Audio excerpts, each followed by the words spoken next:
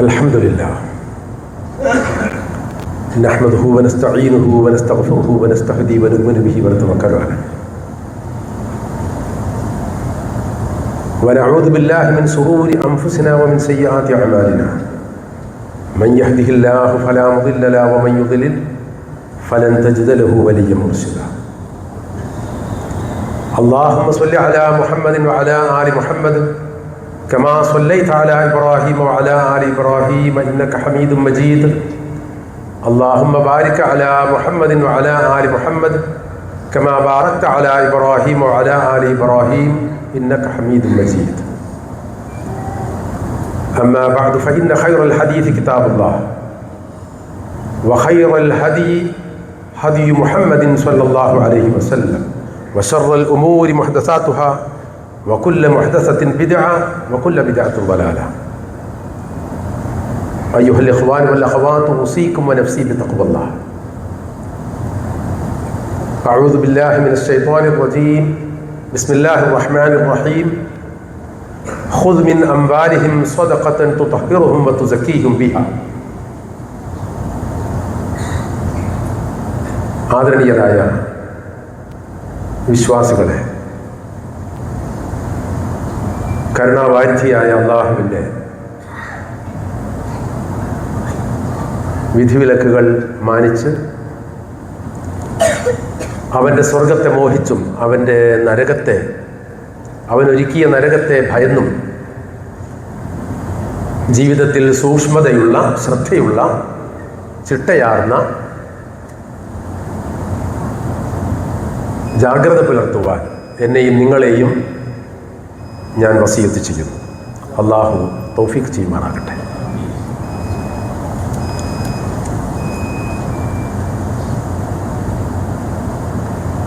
ഇസ്ലാമിൽ സകാത്ത് എന്ന മഹത്തായ ഇബാദത്ത് എത്രമേൽ പ്രധാനമാണ് എന്നതുമായി ബന്ധപ്പെട്ട ചില സംഗതികളാണ് കഴിഞ്ഞയാഴ്ച നാം പറഞ്ഞു വച്ചിരുന്നത്.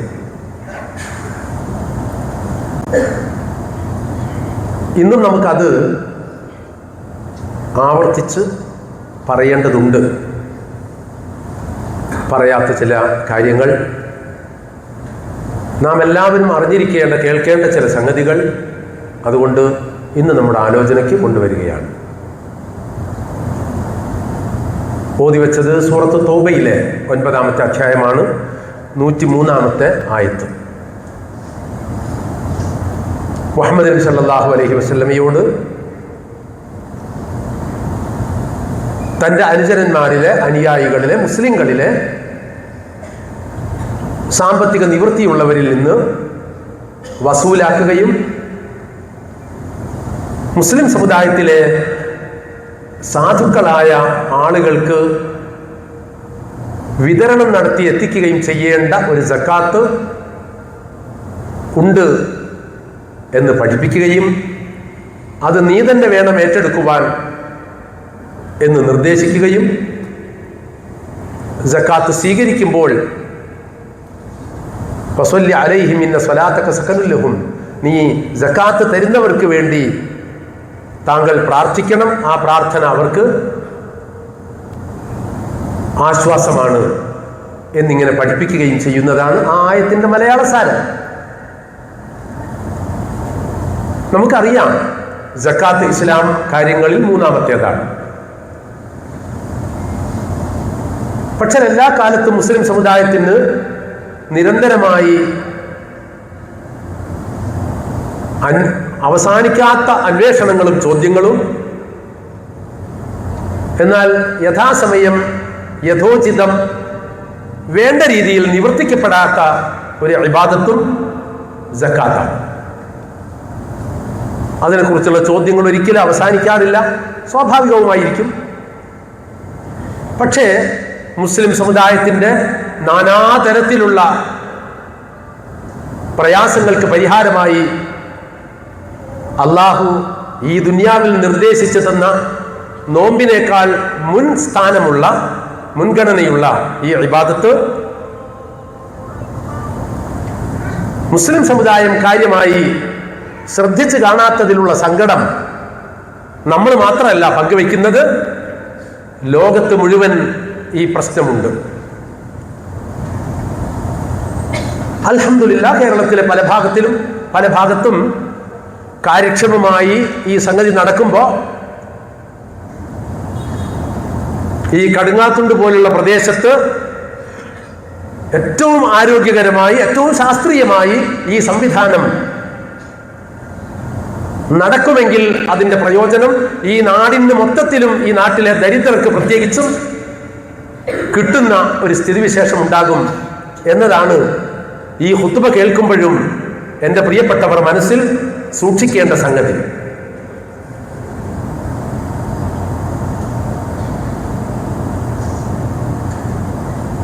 മുആദ് ബിൻ ജബൽ റളിയല്ലാഹു അൻഹുവിനെ യമനിലേക്ക് സക്കാത്ത് വസൂലാക്കുന്ന ചുമതല ഏൽപ്പിച്ചുകൊണ്ട് പറഞ്ഞയച്ച നേരത്ത് അള്ളാഹുവിന്റെ പ്രവാചകൻ പറഞ്ഞു, യാ മുആദ് ഇന്നക തഅതി ഖൗമൻ മിൻ അഹ്ലിൽ കിതാബ് ഫല്യകുൻ അവ്വല മാ തദ്ഉഹും ഇലൈഹി ശഹാദത്തു അല്ലാ ഇലാഹ ഇല്ലല്ലാഹ് വ അന്ന മുഹമ്മദൻ റസൂലുള്ളാഹ് فإنهم أطاعوك لذلك فأعلمهم أن الله قد افترض عليهم 5 صلوات في كل يوم وليلة وإنهم أطاعوك لذلك فأعلمهم أن الله قد افترض عليهم صدقة تؤخذ من أغنيائهم فترد على فقرائهم. മുആദേ, നിനക്ക് പോകാനുള്ളത് വേദക്കാർ പാർക്കുന്ന നാട്ടിലേക്കാണ്. മുസ്ലിങ്ങൾ അവിടെ പാർക്കുന്നവരുണ്ട്. അവരിൽ നിന്ന് അവരുമായി ബന്ധപ്പെട്ട നിർദ്ദേശങ്ങൾ പറയുമ്പോൾ ആ വേദക്കാർ ഉൾപ്പെടുന്ന സമൂഹത്തിൽ നിന്റെ ദഅവത്ത് കൂടി നടക്കുമ്പോൾ ആദ്യമായി ഫല്യകുൻ അവ്വല മാ തദ്ഉഹും ഇലൈഹി, ദഅവത്തിന്റെ ആദ്യ സന്ദേശമായി അവരിലേക്ക് ചെല്ലേണ്ടതും എത്തേണ്ടതും ഷഹാദത്തു അല്ലാ ഇലാഹ ഇല്ലല്ലാഹ് വ അന്ന മുഹമ്മദൻ റസൂലുള്ളാഹ്, ലാ ഇലാഹ ഇല്ലല്ലാഹ് മുഹമ്മദുർ റസൂലുള്ളാഹ് എന്ന ആ സത്യസാക്ഷ്യത്തിന്റെ വാക്കുകളാണ് അവർക്ക് ആദ്യമായി നീ പറഞ്ഞു കൊടുക്കേണ്ടത്. وإنهم أطاعوك لذلك فأعلمهم أن الله قد افترض عليهم 5 صلوات في كل يوم وليلة. ഇനി അതവർ സമ്മതിച്ചാലോ, ലാ ഇലാഹ ഇല്ലല്ലാഹ് അവർ സമ്മതിച്ചു, അള്ളാഹുവിന്റെ റസൂലാണ് മുഹമ്മദ് എന്നതും അവർ അംഗീകരിച്ചു എന്ന് വന്നാൽ അപ്പോൾ മാത്രമേ 5 നേരങ്ങളിലായി നിർവഹിക്കേണ്ട നമസ്കാരം അവരുടെ മേൽ നിർബന്ധമാണെന്ന സംഗതി അവരെ പഠിപ്പിക്കേണ്ടതുള്ളൂ. ഇനി നിസ്കരിക്കാനും അവർ തയ്യാറാണെങ്കിൽ വഇൻഹും അതാഊക ലിദാലിക്, അതിനും അവർ റെഡിയാണ്, നിസ്കരിക്കാം. അപ്പൊ ഷഹാദത്ത് കലിമ ചൊല്ലി ലാ ഇലാഹ ഇല്ലല്ലാഹ് മുഹമ്മദുർ റസൂലുള്ളാഹ് എന്നത് സമ്മതിച്ചു. അവർ നമസ്കാരവും നിർവഹിക്കാൻ തുടങ്ങി എങ്കിൽ ഇനി അവരോട് പറയേണ്ടത് ഫഅലിംഹും അന്നല്ലാഹ ഖദ് ഇഫ്തറദ അലൈഹിം സദഖത്തൻ തുഖദു മിൻ അഗ്നിയാഇഹിം ഫതുറദു അലാ ഫുഖറാഇഹിം, അവരിലെ നിവൃത്തിയുള്ള സാമ്പത്തിക ശേഷിയുള്ള ആളുകളിൽ നിന്ന് വസൂലാക്കുകയും ഫതുറദു അലാ ഫുഖറാഇഹിം, അവരിലുള്ള ദരിദ്രരായ ആളുകൾക്ക് തിരിച്ചെത്തിക്കുകയും ചെയ്യേണ്ടുന്ന ഒരു സ്വതക്ക അള്ളാഹു നിർബന്ധമാക്കി. ഇഫ്തറദ എന്നാണ് പറഞ്ഞത്, അള്ളാഹു ഫർളാക്കിയിരിക്കുന്നു എന്ന വസ്തുത അവരോട് പറയണം.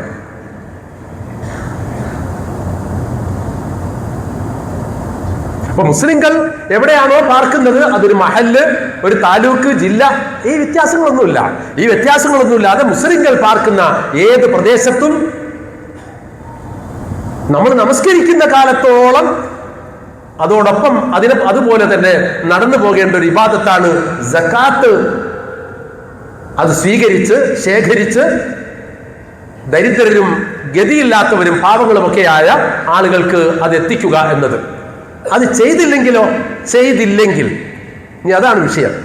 അങ്ങനെ ഞങ്ങൾ ചെയ്യുന്നില്ല, ഞങ്ങൾ നിസ്കരിക്കാൻ റെഡിയാണ്, ചെയ്യുന്നില്ലെങ്കിൽ ഇസ്ലാം അവരോട് കലഹത്തിലാണ്, ഇസ്ലാം അവരോട് യുദ്ധം പ്രഖ്യാപിച്ചിരിക്കുന്നു.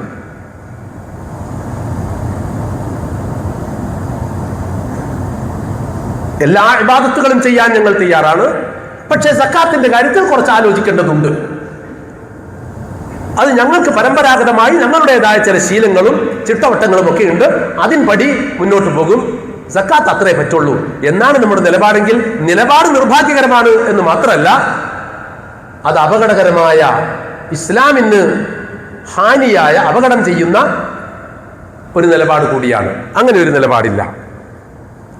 സൂറത്തുൽ മുനാഫിഖൂനിൽ നിരന്തരമായി പലപ്പോഴായി നമ്മുടെ ഇമാമുമാരുടെ നാവിൽ നിന്ന് നമ്മൾ ഓതി കേൾക്കുന്ന പരിചിതമായ ഒരു ആയത്തുണ്ട്.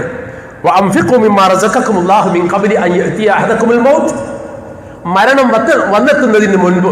എപ്പോഴാ മരണം വരിക? ആർക്കറിയാം? ഇത് ആർക്കറിയാം? സംസാരിക്കുന്ന എനിക്ക് നിന്ന നിൽപ്പിൽ മരിച്ചൂടെ? മരിച്ചു പോകാനിടയുണ്ടല്ലോ. കേൾക്കുന്ന നിങ്ങൾക്ക് നിങ്ങൾ ഈ ഇരിക്കുന്ന സന്ദർഭത്തിൽ തന്നെ മരണം വരാൻ വിരോധമില്ലല്ലോ, യാതൊരു തടസ്സവുമില്ല.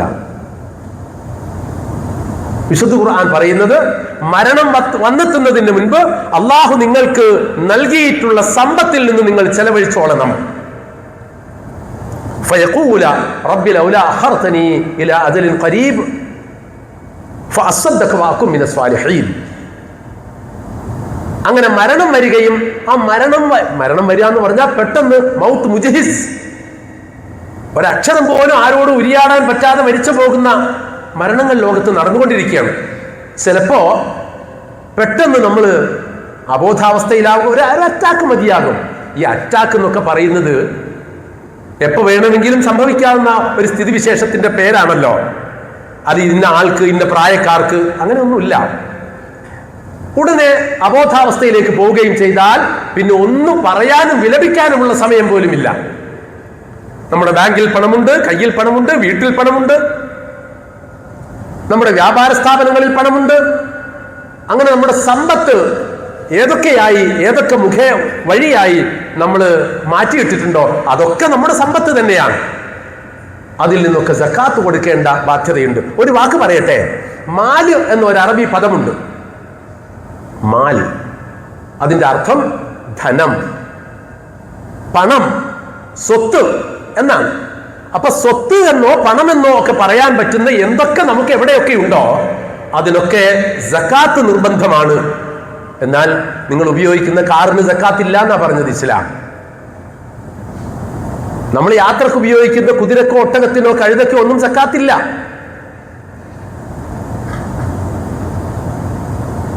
അങ്ങനെയുള്ള ഒരുപാട് ആനുകൂല്യങ്ങൾ ആ കൂട്ടത്തിൽ ഇസ്ലാം നമുക്ക് തന്നിട്ടും പറഞ്ഞിട്ടുമൊക്കെയുണ്ട്. ഇത് നമ്മൾ ശരിക്കും മനസ്സിലാക്കണം പ്രിയപ്പെട്ടവരെ. സൂറത്ത് തൗബയിലെ തന്നെ 111 ആയത്ത്, എനിക്ക് നേരത്തെ പറഞ്ഞതിൽ എനിക്ക് അള്ളാഹുവെ ഒരു ചെറിയ അവസരം കിട്ടുകയാണെങ്കിൽ, ചെറിയൊരു സാവകാശം നീ തരികയാണെങ്കിൽ, ഞാൻ മരിച്ചു പോയിക്കോട്ടെ, സാരമില്ല, ഞാനത് സ്വീകരിക്കാം. പക്ഷെ ചെറിയൊരു സാവകാശം എനിക്ക് നീ തന്നാൽ ഞാൻ ഒരു ധർമ്മിഷ്ഠനായി നല്ലൊരു മനുഷ്യനായി മാറാൻ തയ്യാറാണല്ലോ എന്നിങ്ങനെ മനുഷ്യന് തോന്നിപ്പോവുകയും ചിലപ്പോൾ അത് പറഞ്ഞു തന്നെ കാണിക്കുകയും ചെയ്യുന്ന സ്ഥിതിവിശേഷം നിങ്ങൾക്ക് വരാമല്ലോ. അങ്ങനെ വരാനിടവരുന്നതിന് മുൻപ്, ആ ദുരവസ്ഥയ്ക്ക് മുമ്പ് മിണ്ടാൻ നാവാടാത്ത ചില സന്ദർഭങ്ങളും രോഗങ്ങളും വരാം. അതിനു മുൻപ് തന്നെ നിങ്ങൾ അള്ളാഹുവിന്റെ മാർഗത്തിൽ ചെലവഴിക്കാൻ തയ്യാറാവുക എന്നാണ് ഇവിടെ പറഞ്ഞത്. അള്ളാഹുവിന്റെ മാർഗം എന്ന് പറയുന്നത് അതെന്റെ ഒരു മലയാള പ്രയോഗം മാത്രമാണ്. അള്ളാഹു തന്നതിൽ നിന്ന് ചെലവാക്കണം. അങ്ങനെ ചെലവാക്കാതെ നാം നിർവഹിച്ചു വരുന്ന നമസ്കാരമോ നാം അനുഷ്ഠിച്ചു വരുന്ന നോമ്പോ ഫലവത്തല്ല. സക്കാത്ത് കൊടുക്കാൻ ബാധ്യതയുള്ളവർക്ക് സക്കാത്ത് കൊടുക്കാതെ അവർ ചെയ്തു വരുന്ന ഒരു ഇബാദത്തും ഫലപ്രദമല്ല. ഇത് നമുക്ക് സ്വർഗം പകരം ലഭിക്കുമെന്ന് ഉറപ്പിന്റെ ബലത്തിൽ അള്ളാഹു നമ്മോട് ആവശ്യപ്പെടുന്നതാണ്. പകരം സ്വർഗം തരാം എന്ന വാക്കിലാണ് അള്ളാഹു വിശ്വാസികളിൽ നിന്ന് അവരുടെ പണവും ജീവനും ഒക്കെ തിരിച്ചു ചോദിക്കുന്നതും തിരിച്ചു വാങ്ങുന്നതും. അള്ളാഹുവിന്റെ റസൂൽ ഒരിക്കൽ പറയുന്നുണ്ട്,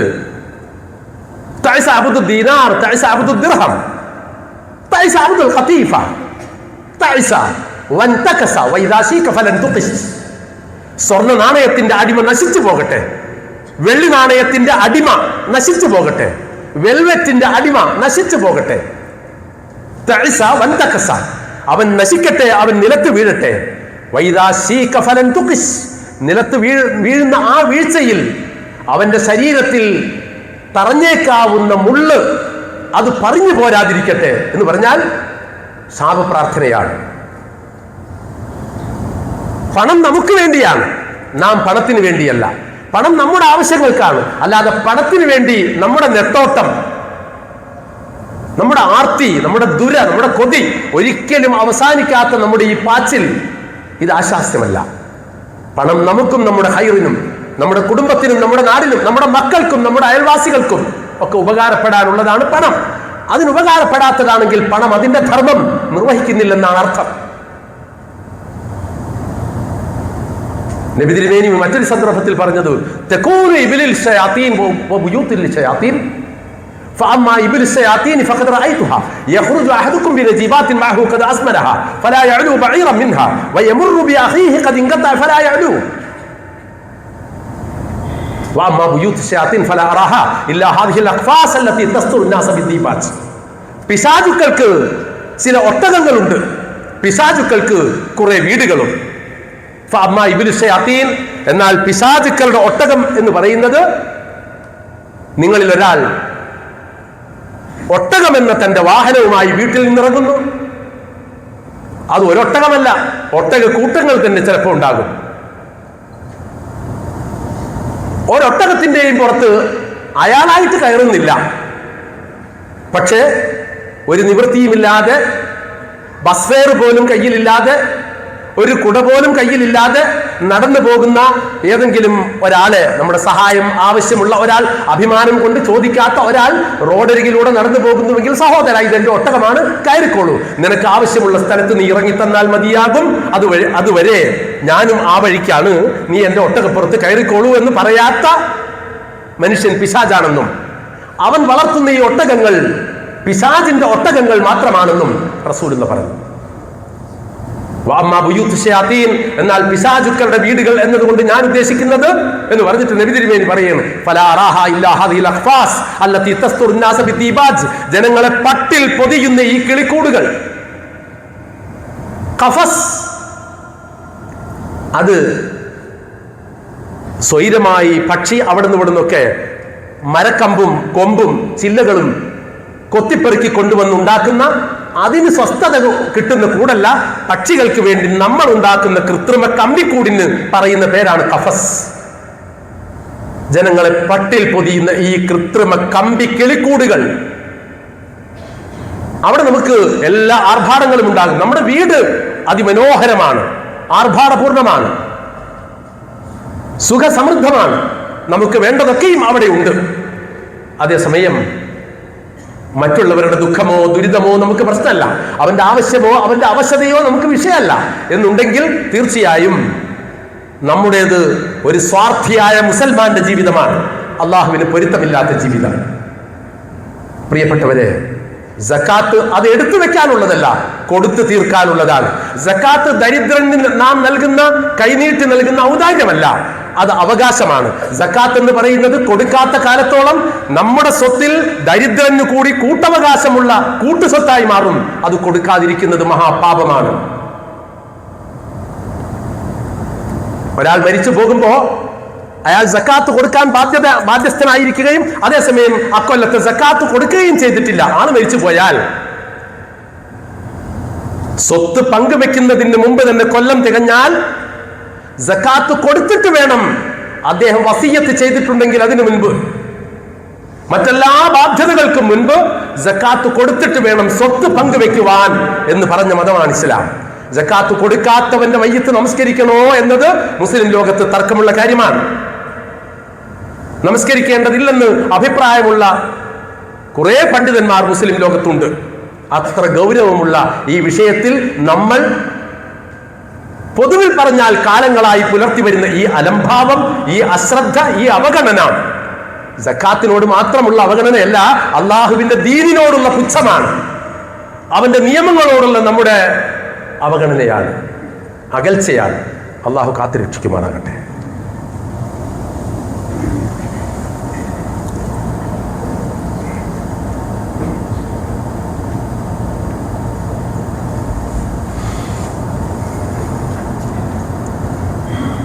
അൽഹംദുലില്ലാഹി റബ്ബിൽ ആലമീൻ വസ്സലാത്തു വസ്സലാമു അലാ റസൂലിഹിൽ അമീൻ വഅലാ ആലിഹി വസഹ്ബിഹി അജ്മഈൻ വജമീഇ മൻ ഇത്തബഅഹും ബിഇഹ്സാൻ ഇലാ യൗമിദ്ദീൻ വൽ ആഖിബത്തു ലിൽ മുത്തഖീൻ. അഊദു ബില്ലാഹി മിനശ് ശൈത്വാനിർ റജീം. ബിസ്മില്ലാഹിർ റഹ്മാനിർ റഹീം. വലാ യഹ്സബന്ന അല്ലദീന യബ്ഖലൂന ബിമാ ആതാഹുമുല്ലാഹു മിൻ ഫദ്ലി ഹുവ ഖൈറുൻ ലഹും ബൽ ഹുവ ശർറുൻ ലഹും സയുതവഖൂന മാ ബഖിലൂ ബിഹി യൗമൽ ഖിയാമ. അള്ളാഹുവിന് വഴിപ്പെട്ടും അവനെ ഭയപ്പെട്ടും അവൻ്റെ സ്വർഗത്തെ സ്വപ്നം കണ്ടും മോഹിച്ചും അവൻ്റെ നരകത്തെ ആശങ്കയോടെ നോക്കിക്കണ്ടും ജീവിതത്തെ ചിട്ടപ്പെടുത്തുവാൻ എന്നെയും നിങ്ങളെയും ഞാൻ വസിയത്ത് ചെയ്യുന്നു. അള്ളാഹു ഈ വിശുദ്ധ റമളാനിൻ്റെ ഈ സന്ദർഭത്തിൽ പ്രത്യേകിച്ചും അള്ളാഹുവിൻ്റെ ദീനിനോട് കൂടുതൽ അടുക്കുവാനും അവന് മുത്തഖീങ്ങളായി ജീവിക്കുവാനും തൗഫീഖ് നൽകി അനുഗ്രഹിക്കുമാറാകട്ടെ. ഞാൻ സൂറ ആൽ ഇമ്രാനിലെ 185 മൂന്നാമത്തെ അധ്യായം 185 ആയത്താണ് ഖുർആൻ പറഞ്ഞത്. അള്ളാഹു അവൻ്റെ ഔദാര്യമായി, നമ്മുടെ കഴിവുകൊണ്ടല്ല, നമ്മളെക്കാൾ കഴിവുള്ളവർ, നമ്മളെക്കാൾ സാമ്പത്തിക ബുദ്ധിമുട്ടുള്ളവരുണ്ടല്ലോ, അതാണ് തെളിവ്.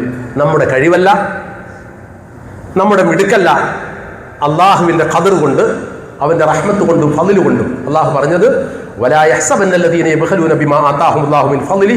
അള്ളാഹു അവൻ്റെ ഔദാര്യത്തിൻ്റെ പുറത്ത് കൊടുത്ത അനുഗ്രഹങ്ങൾ പിശുക്കി വെച്ചത് ചെലവാക്കാതെ ജീവിതം മുന്നോട്ട് കൊണ്ടുപോകുന്ന ആളുകൾ കരുതരുത്, അവർ വിചാരിക്കരുത് അതവർക്ക് നല്ലതിനാകും എന്ന്. ബൽ ഹുവ ശർറുൻ ലഹും, അതവർക്ക് അത്ര നല്ലതിനല്ല.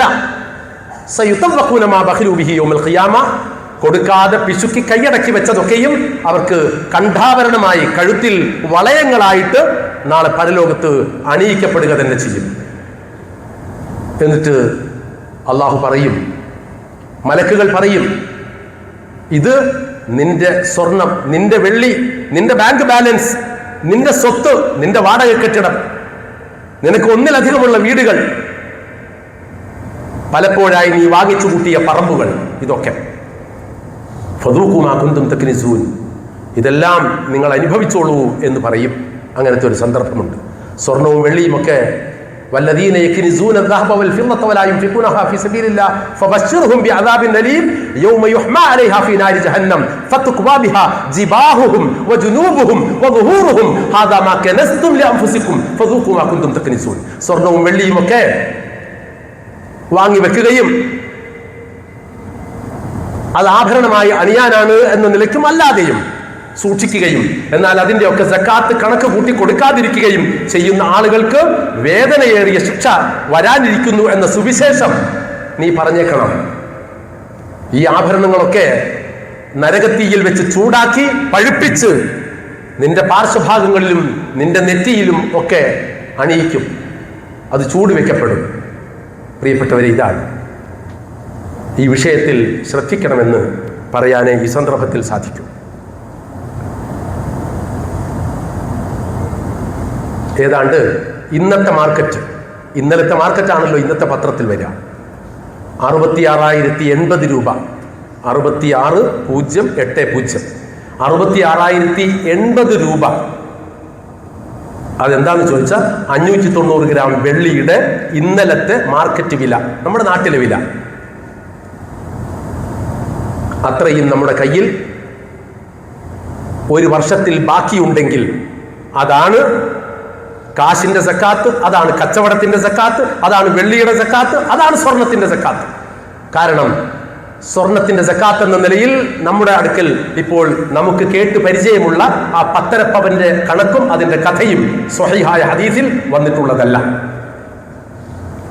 ഒറ്റ കാര്യം പറയട്ടെ, 1993 KNM സക്കാത്ത് കമ്മിറ്റിയുടെ കേന്ദ്ര സക്കാത്ത് രേഖ പ്രകാരം തന്നെ സ്വഹീഹായ ഹദീസ് വെള്ളിയുടെ കാര്യത്തിൽ മാത്രമേ വന്നിട്ടുള്ളൂ എന്നതിനാൽ സക്കാത്ത് കൊടുക്കുന്നതിന് പൊതുവിൽ വെള്ളിയുടെ ഹദീസ് വേണം പ്രമാണമാക്കുവാൻ എന്ന രേഖയിൽ വ്യക്തമായി പരാമർശിച്ചിട്ടുണ്ട്.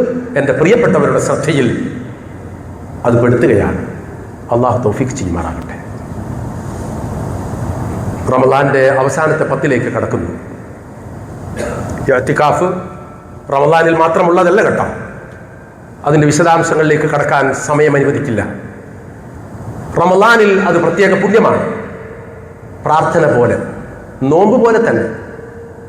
അയ്യാമുൽ ബീദിലെ നോമ്പും തിങ്കളാഴ്ച വ്യാഴാഴ്ച സുന്നത്ത് നോമ്പുകളൊക്കെ ഉണ്ടല്ലോ. പക്ഷെ റമളാനിൽ ഫർളാണ് എന്ന് നമ്മൾ പറയില്ലേ, എന്നതുപോലെ റമളാനിലെ ഇഅ്തികാഫിന് കൂടുതൽ പുണ്യമുണ്ട്. അല്ലാതെ റമദാനിൽ മാത്രമാണ് ഇഅ്തികാഫ് എന്ന തെറ്റിദ്ധാരണ ഒരിക്കലും നമുക്ക് ആർക്കും ഉണ്ടാകാൻ പാടില്ല. ജമാഅത്ത് നടക്കുന്ന ഏത് പള്ളിയിലും ഇഅ്തികാഫാകാം, ജുമാ മസ്ജിദ് ആകണമെന്നില്ല. ജമാഅത്ത് നടക്കുന്ന ഏത് പള്ളിയിലും ഇഅ്തികാഫാകാം, അത് ജുമാ നടക്കുന്ന പള്ളിയാകണമെന്നില്ല. വലിയ പ്രതിഫലമുള്ള പ്രവാചകൻ സല്ലല്ലാഹു അലൈഹി വസല്ലമയുടെ വഫാത്തിന് ശേഷം പോലും പ്രവാചകന്റെ പത്നിമാർ പോലും മുടക്കമില്ലാതെ നടത്തി വന്ന ഇബാദത്തിന്റെ പേരാണ് ഇഅ്തികാഫ്. സാധ്യമായ എല്ലാ ആളുകളും ആ മഹത്തായ ഇബാദത്തിന് താല്പര്യം കാണിക്കുക. അള്ളാഹു അനുഗ്രഹിക്കുമാറാകട്ടെ. ദാനധർമ്മങ്ങൾക്കും മറ്റ് പുണ്യകർമ്മങ്ങൾക്കും ഇസ്തിഗ്ഫാറിനും പാപക്ഷമയ്ക്ക് വേണ്ടിയുള്ള പ്രാർത്ഥനകൾക്കുമെല്ലാം കൂടുതൽ പുണ്യം ലഭിക്കുന്ന സന്ദർഭമാണിത്. അങ്ങനെ മഹാഭാഗ്യം പെയ്യുന്ന ഒരു മാസവും വ്യക്തിത്വങ്ങളുമൊക്കെയായി മാറാൻ നമ്മെ എല്ലാവരെയും, നമ്മുടെ മാതാപിതാക്കളെയും മക്കളെയും ഒക്കെ കുടുംബാദികളെ മുഴുവൻ അള്ളാഹു അനുഗ്രഹിക്കുമാറാകട്ടെ. നമ്മുടെ തെറ്റുകുറ്റങ്ങൾ അള്ളാഹു നമ്മളോട് പൊറുക്കുമാറാകട്ടെ. നമ്മുടെ വീഴ്ചകൾ അവൻ ക്ഷമിക്കുമാറാകട്ടെ. നമ്മുടെ കുറവുകൾ പരലോകത്ത് അവൻ മറച്ചു വെക്കുമാറാകട്ടെ. അപമാനകരമല്ലാത്ത സന്തോഷകരമായ ഒരു പരലോക ജീവിതം അള്ളാഹു നമുക്ക് നാളെ നൽകി അനുഗ്രഹിക്കുമാറാകട്ടെ. പാവങ്ങളായ നമ്മുടെ മാതാപിതാക്കൾക്ക്, മരിച്ചുപോയവരും ജീവിച്ചിരിക്കുന്നവരുമായ നമ്മുടെ ഉമ്മ വാപ്പമാർക്ക് അള്ളാഹു ആരോഗ്യവും, ജീവിച്ചിരിക്കുന്നവർക്ക് ആരോഗ്യവും രോഗശമനവും നൽകി അനുഗ്രഹിക്കുമാറാകട്ടെ. മരിച്ചുപോയവർക്ക് മഗ്ഫിറത്തും മർഹമത്തും കനിഞ്ഞു നൽകി ദയാവാരിധിയായ അള്ളാഹു തൗഫീഖ് ചെയ്യുമാറാകട്ടെ. കടങ്ങൾ അള്ളാഹു വീട്ടി തരുമാറാകട്ടെ. കഷ്ടപ്പാടുകൾ അള്ളാഹു മാറ്റി തരുമാറാകട്ടെ. രോഗങ്ങൾ അള്ളാഹു ശിഫയാക്കുമാറാകട്ടെ. ദുരിതങ്ങളിൽ നിന്ന് അള്ളാഹു നമ്മെയും ഈ ഉമ്മത്തിനെയും കരയേറ്റുമാറാകട്ടെ. اللهم اغفر للمؤمنين والمؤمنات والمسلمين والمسلمات والأحياء منا والأموات إنك مجيب الدعوات يا قاضي الحاجات. ربنا تقبل منا إنك أنت السميع العليم واغفر لنا يا غافر المذنبين وارحمنا يا أرحم الراحمين.